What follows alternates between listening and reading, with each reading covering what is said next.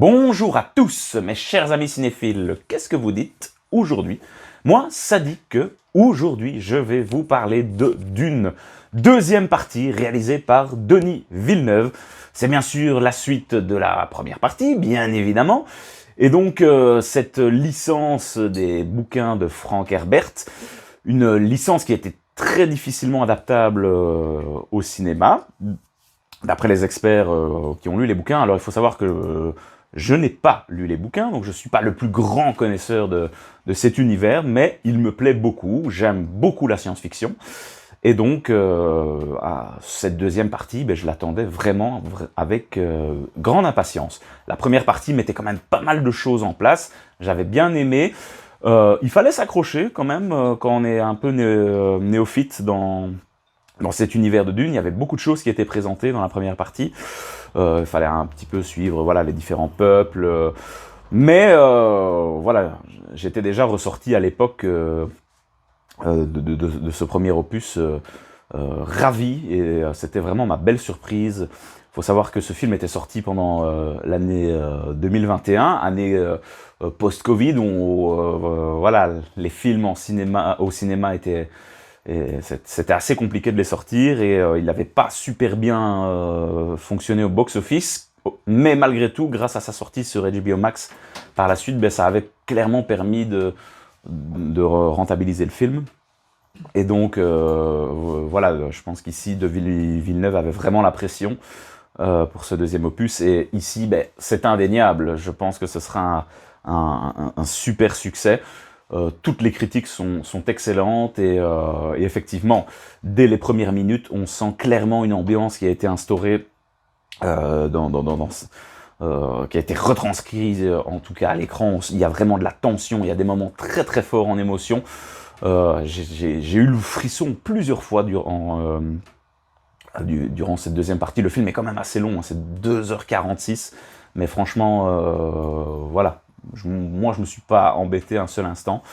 On prend le temps vraiment de développer les personnages principaux. Personnages principaux, bien sûr, avec Timothée Chalamet en vedette, la nouvelle star d'Hollywood. C'est un acteur que j'aime beaucoup, qu'on a pu suivre l'année passée avec Wonka, qui est aussi une très très belle réussite. Un casting 5 étoiles, Zendaya, bien sûr, la formidable et magnifique Zendaya que j'adore. Ce n'est plus un secret pour vous. Et qui ici aussi crève l'écran. Elle incarne magnifiquement ce personnage de Shani.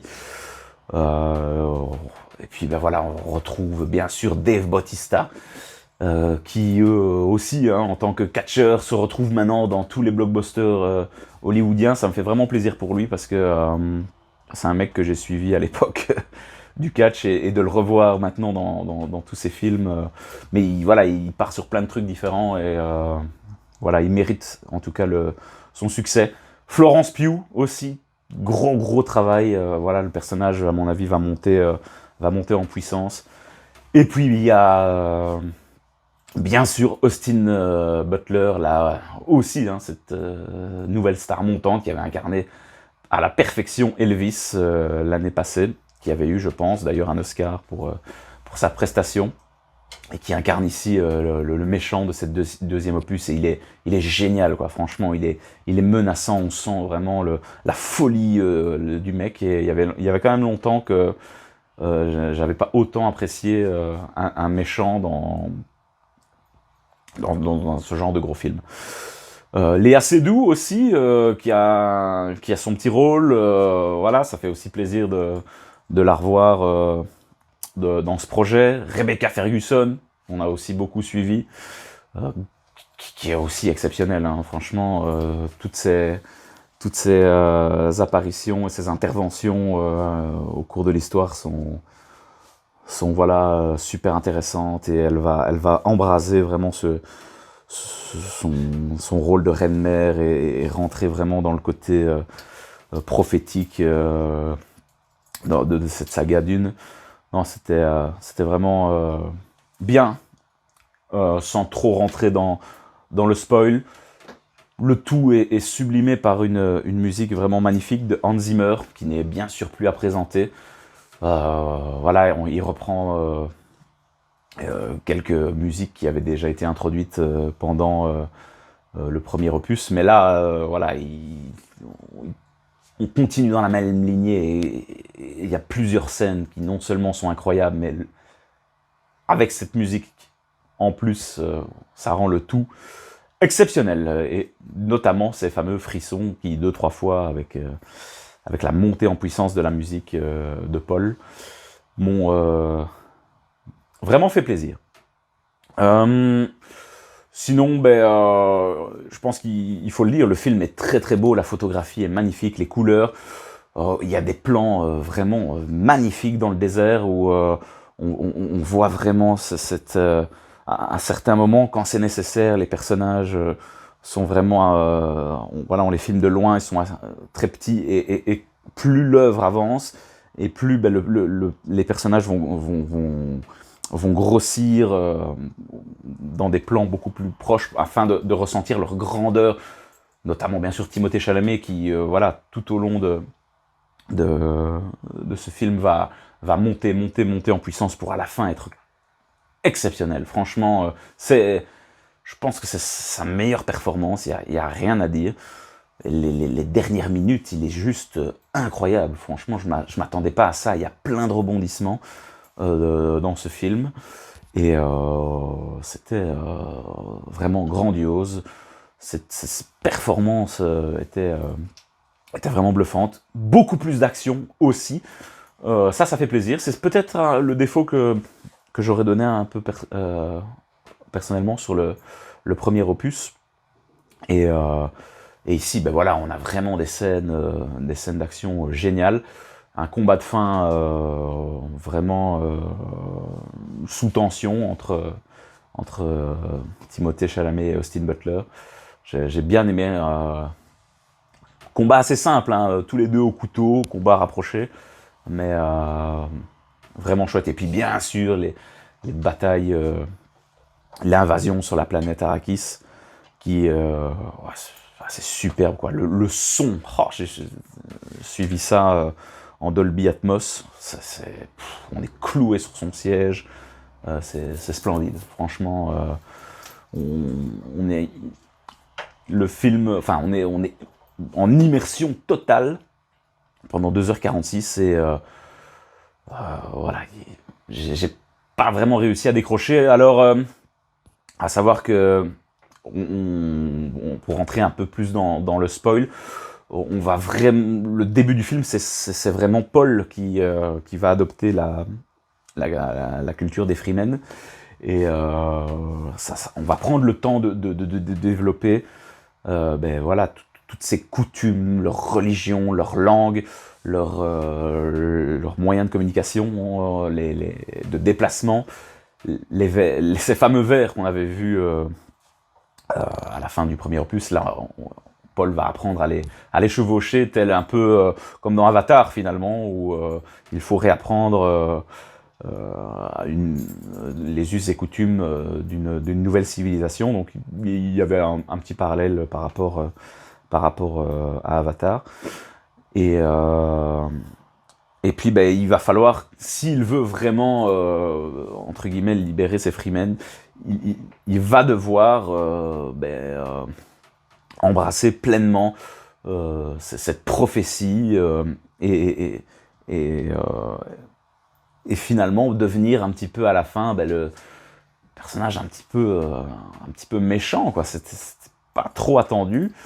Et puis il y a il va devoir, pour se rebeller contre l'empereur et les Harkonnen, utiliser tous les moyens. Et puis voilà, il y a tout ce passage où il discute avec sa mère et qui est enceinte, et il y a cette discussion avec sa sœur qui devrait être incarnée, je pense, par Anya Taylor-Joy, qui commence aussi d'ailleurs à se retrouver dans pas mal de projets. Le prochain, je pense que c'est Furiosa d'ailleurs, pour la parenthèse, mais incroyable. Et puis cette relation amoureuse avec Zendaya, ils sont vraiment touchants. Et puis voilà, on voit qu'au fur et à mesure, il y a malheureusement cette distance qui va se créer avec Paul qui va prendre son rôle de prophète complètement, et puis afin de devenir un petit peu le nouvel empereur, voilà, il n'aura pas le choix que de se mettre avec le personnage de Florence Pugh, donc la fille de l'empereur. Et voilà, on voit vraiment dans le regard de Zendaya toute sa haine, enfin elle est tellement, enfin elle a le cœur brisé. Et c'était vraiment touchant. Et le film se finit vraiment sur Zendaya qui repart seule dans le désert, les Fremen qui ont gagné cette bataille. Personnellement, je pensais pas que les Harkonnen allaient se faire défoncer, mais pendant tout le film, ça a été ça. Les Fremen sont trop forts, quoi, avec leur armement, leur verre. Ils sont forcément dans ces dunes, dans leur environnement, et on les voit sortir du sable. Enfin, ils sont trop forts. Tout le film, j'ai trouvé ça incroyable. Et puis Paul qui à la fin défie même les espèces de sorcières. Enfin, c'était vraiment fort. Ou dans le premier opus, c'était les sorcières qui lui disaient de se taire. Et là, c'est lui qui devient vraiment cette figure d'autorité. On sent que tout ce peuple Fremen le suit à 200%. Et voilà, on entre vraiment dans de la politique, dans de la religion, enfin, un mélange de toutes ces thématiques qui sont bien sûr très importantes aujourd'hui. Et le tout est magnifique. Alors, je pense qu'un deuxième visionnage est vraiment nécessaire parce qu'il y a encore une fois beaucoup de choses pour les néophytes dans mon genre qui n'ont pas lu les bouquins. Je pense bien sûr que je vais devoir m'y mettre parce que j'ai beaucoup apprécié et je devrais prochainement, à mon avis, me refaire un deuxième visionnage parce que voilà, beaucoup d'éléments à suivre et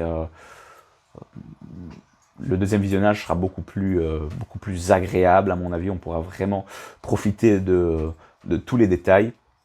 Il y avait forcément pas mal de sous-titres, donc quand les Fremen discutent dans leur langage, donc c'était pas toujours évident pour moi de bien suivre toutes les discussions. Donc, il y a peut-être quelques dialogues que j'ai manqués, mais voilà, j'ai vraiment envie de me réinspecter ce film dans tous ses moindres détails. À mon avis, ça va être un carton plein au box-office, ça c'est une certitude. Déjà là, en quelques jours, le film a réalisé forcément le meilleur démarrage de 2024. En même temps, passer après Madame Web, c'était pas très compliqué.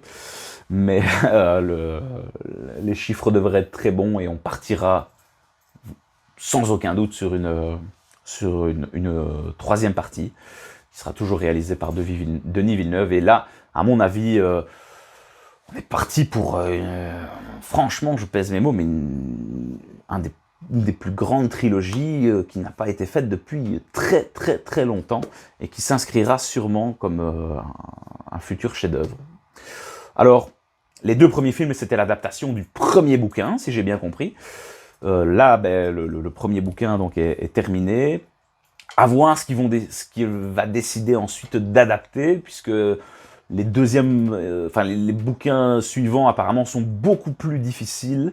Et voilà, ce serait apparemment assez risqué.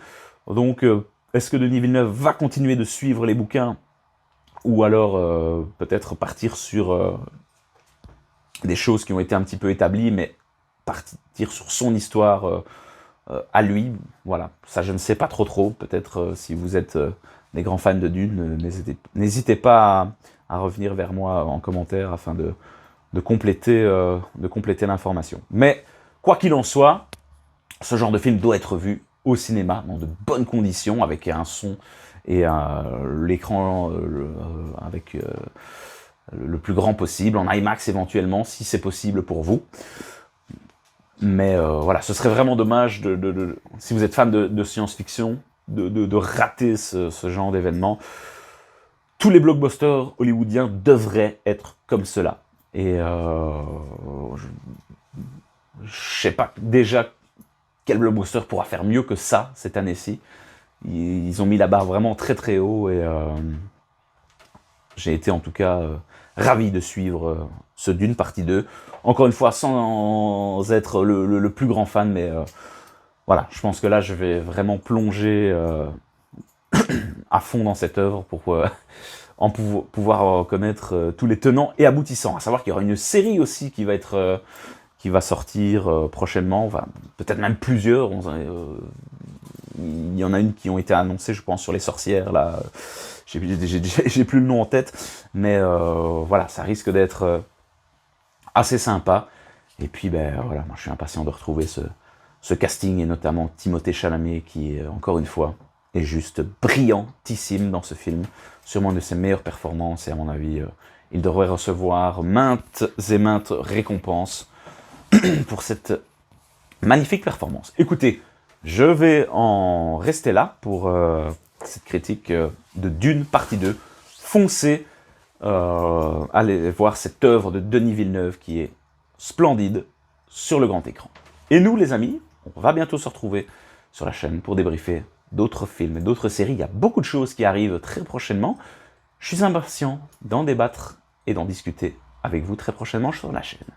Allez, à bientôt les amis, sur la chaîne de Del Piazza. Salut, salut!